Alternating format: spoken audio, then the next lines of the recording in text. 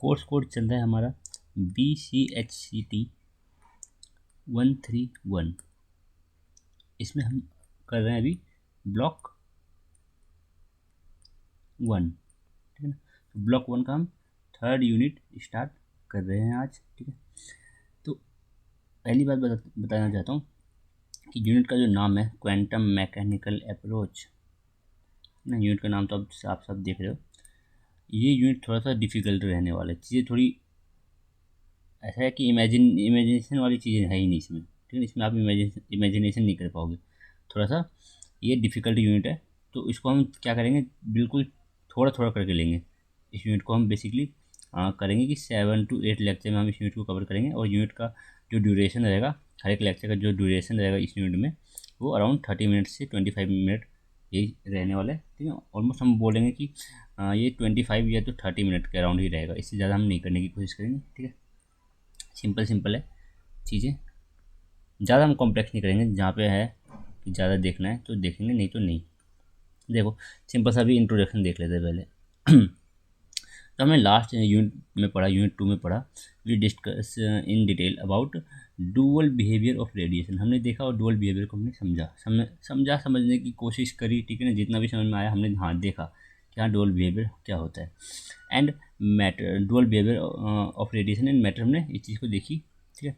Therefore at this stage you very well appreciate the fact that both radiation and matter can exhibit the wave like behavior और particle like behavior, ठीक है। जो matter है और जो wave है, दोनों के पास वेव नेचर भी होता है और पार्टिकल नेचर भी होता है, ठीक है। Hence a new approach is needed to describe the structure of the atom, ठीक है ना। क्यों, अभी तक जो हम स्ट्रक्चर ऑफ एटम देख रहे थे तो हम इलेक्ट्रॉन को पार्टिकल लेके चल रहे थे, और हम ऑर्बिटल डिफाइन कर दे रहे थे कि हाँ ये कुछ सर्टेन ऑर्बिटल है, ऑर्बिटल की कुछ ये आर की कुछ वैल्यू है जिनकी ये जिस रेडियस वाली ऑर्बिटल पॉसिबल है, ठीक है ना। हमने डिस्क्राइब किया था एज ए इलेक्ट्रॉन को पार्टिकल मान के कि एक पार्टिकल है जो सर्कुलर मोशन कर रहा है या तो इलेप्टिकल मोशन कर रहा है, हम बस इतना ही देख रहे थे, ठीक है। in which the wave as well as particle nature of the electron is taken account। अब जो हम एक स्ट्रक्चर ऑफ हम जो अब एटम का स्ट्रक्चर बनाएंगे, हम जो अब स्ट्रक्चर कंसिडर करेंगे, जो हम देखने की कोशिश करेंगे, तो क्या होगा ना, अब हम जो स्ट्रक्चर डिस्क्राइब कर रहे हैं तो उसमें इलेक्ट्रॉन का वेव नेचर को भी कंसीडर किया जाए और पार्टिकल नेचर भी कंसीडर किया जाए। इलेक्ट्रॉन बेसिकली हम बोले तो सेम इलेक्ट्रॉन के डुअल नेचर को लेके हम एक स्ट्रक्चर को समझने की कोशिश करेंगे, एटम के स्ट्रक्चर को समझने की कोशिश करेंगे by considering dual nature of electron, ठीक है। क्योंकि जो अब तक जो हमने देखा वो इलेक्ट्रॉन का पार्टिकल नेचर को सपोर्ट करता है। अब तक जो हमने एटॉमिक स्ट्रक्चर देखा वो इलेक्ट्रॉन के पार्टिकल नेचर को सपोर्ट करता है, वेव नेचर को करता ही नहीं है, ठीक है। We will begin this unit with a discussion on need for such an approach. पहले तो हम बात करेंगे क्यों हमें ज़रूरत है वेव नेचर को कंसिडर करने की, ठीक है। Then the detail of the approach called quantum mechanics की बातें करेंगे, ठीक है। Elaborated wherein you will study about various postulate of quantum mechanics की कुछ चीज़ें देखेंगे। While discussing these postulate we would keep that mathematical treatment at a level which is a bare minimum for understanding the outcomes of these postulates। कुछ हम mathematical treatments देखेंगे, mathematical equations देखेंगे जो हमारे डुअल नेचर को support कर रहा होगा, इलेक्ट्रॉन के डुअल नेचर को सपोर्ट कर रहा होगा। बेसिकली बात किया जाए तो क्वांटम मैकेनिकल मॉडल को सपोर्ट कर रहा होगा, तो हम कुछ मैथमेटिकल ऑपरेशंस देखेंगे, ठीक है। Here we will also be explaining various observables and their corresponding quantum mechanical operators। कुछ हम मैथमेटिकल ऑपरेटर्स देखेंगे। The concept of eigen functions and eigen values देखेंगे अभी हम आगे क्या होती है। And we will be discussed, इनको हम डिस्कस करेंगे। You will then be introduced with to the time independent Schrodinger equations को हम देखेंगे। हम significance of psi and psi square को देखेंगे। Then the energy state for the hydrogen like atoms will be describe. Energy state देखेंगे hydrogen like atom के लिए, ठीक है ना, मीन्स वन इलेक्ट्रॉन सिस्टम के लिए। The understanding of this concept in this unit will be useful in unit 4। जो हम कॉन्सेप्ट इस यूनिट में देखेंगे वो यूनिट 4 में हमारे काम में आएगा। Way we will apply them for understanding the structure of the hydrogen atom. तो सिंपल सिंपल सी बातें रहने वाली इसी अभी कुछ ज़्यादा खास नहीं। सबसे पहले हम बात करेंगे आज तो बस हम बात करेंगे कि क्यों हमें नीड है एक नए अप्रोच की। हमें, ठीक है ना, हमें एटॉमिक स्ट्रक्चर को समझने के लिए एक नए अप्रोच की क्यों नीड है। ठीक है, देखो सिंपल सी बातें हैं। जो हमारी पुरानी जो हमने बोर्स थ्योरी देखी जो उसमें मॉडिफाई करके भी हमने देख लिया, सब कुछ देख लिया। बोर्स थ्योरी को थोड़ा मॉडिफाई किया गया, बट जो चीज़ें थी बोर्स थ्योरी के हिसाब से आप इलेक्ट्रॉन की वेलोसिटी, मोमेंटम, इलेक्ट्रॉन का पोजीशन, ठीक है ना, इन सबको आप एक साथ कैलकुलेट कर सकते हो एट अ टाइम। आप निकाल सकते हो इलेक्ट्रॉन के मोमेंटम निकाल सकते हो, उसकी वेलोसिटी निकाल सकते हो, उसका पोजीशन पता कर सकते हो उस मॉडल से इजीली, ठीक है। बट हमने देखा कि हाइजेनबर्ग ने बोला कि आप मोमेंटम और पोजीशन, ठीक है ना, बेसिकली दो ऐसी फिजिकल क्वांटिटी जिनका डायमेंशन प्लैंक कांस्टेंट के इक्वल है, उन दोनों पेयर ऑफ प्रॉपर्टीज को आप एक साथ कैलकुलेट नहीं कर सकते हो, ठीक है। चाहे एनर्जी और टाइम को ले लो तो आप एक साथ कैलकुलेट नहीं कर पाओगे, ठीक है। तो the development in quantum theory, ठीक है, फ्रॉम 1930s जब बोर्स ने अपना थियोरी दिया, 1930s जब बोर्स ने थियोरी दिया, और 1926 या 1925 जब श्रोडिंगर का इक्वेशन आया, श्रोडिंगर ने कुछ बताया, ठीक है। तो इस दौरान मीन्स 1913 से लेके 1926 बोल लो, इस समय के दौरान इन are called old quantum theories. इस ड्यूरेशन में जो हमने थ्योरीज लगाए उनको बोलते हैं हम ओल्ड क्वांटम थ्योरीज, ठीक है ना। इन दौरान जो हमने अपनी कॉन्सेप्ट को अप्लाई किया, जो थ्योरी दी हमने, ठीक है ना, उन सबको बोला हम ओल्ड क्वांटम थ्योरीज, ठीक है। अब ये समय है 1925 1926 का। 1926 जब श्रोडिंगर ने अपना थ्योरी दिया, श्रोडिंगर ने अपना इक्वेशन से समझाने की कोशिश करी एटॉमिक स्ट्रक्चर को, और 1925 जब हमारे पास हाइजेनबर्ग ने कुछ बताया, ठीक है।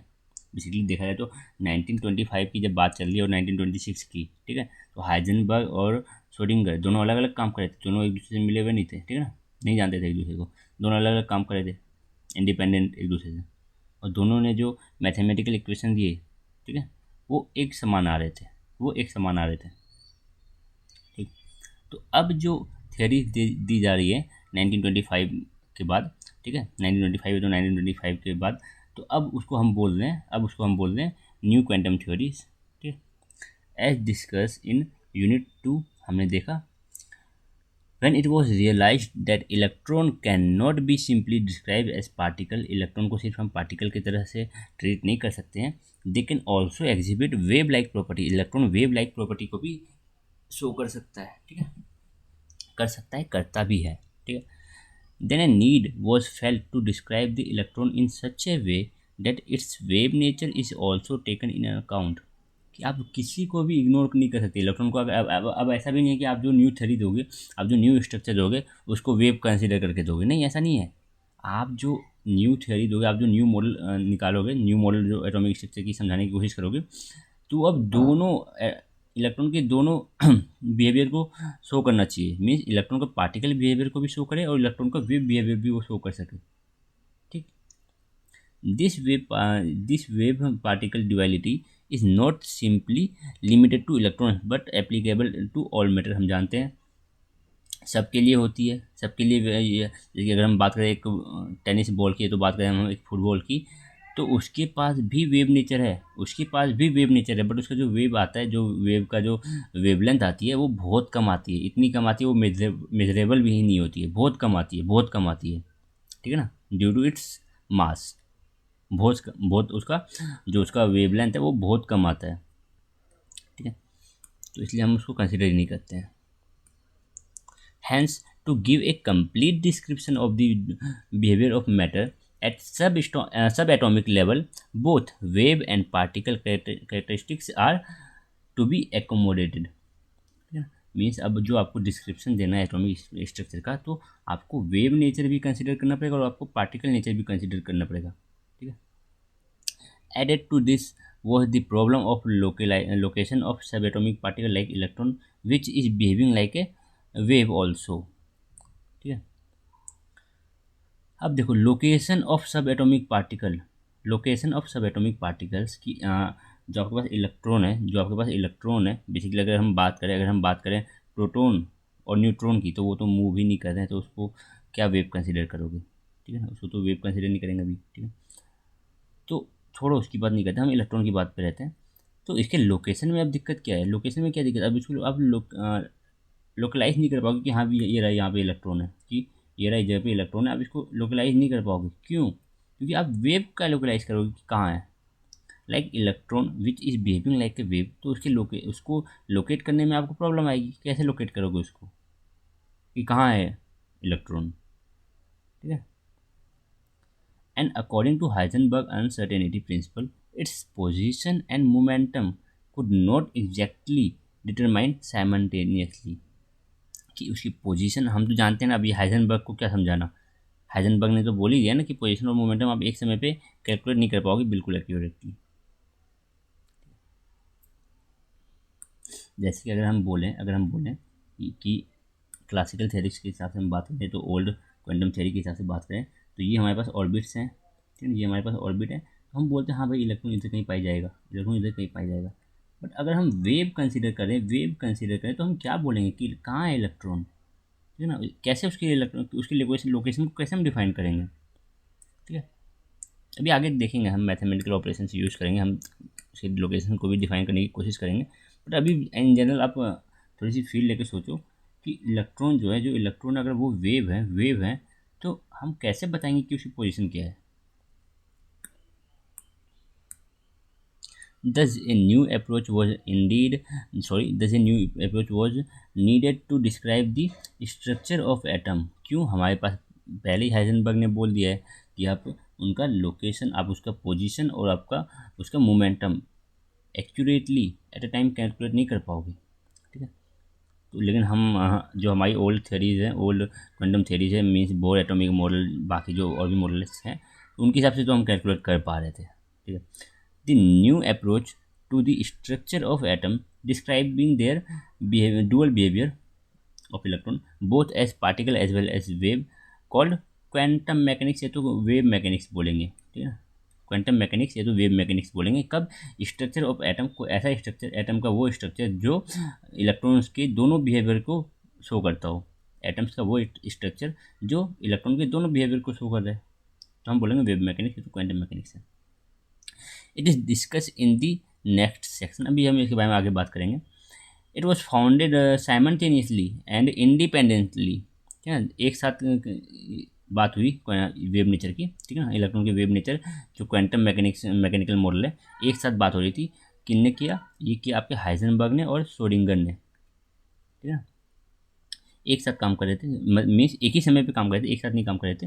मीन्स 1925 के अराउंड काम कर रहे थे हमारे पास हाइजेनबर्ग, और सेम ही ज़्यादा फर्क नहीं है, 1926 के अराउंड काम कर रहे थे हमारे पास श्रोडिंगर, ठीक है.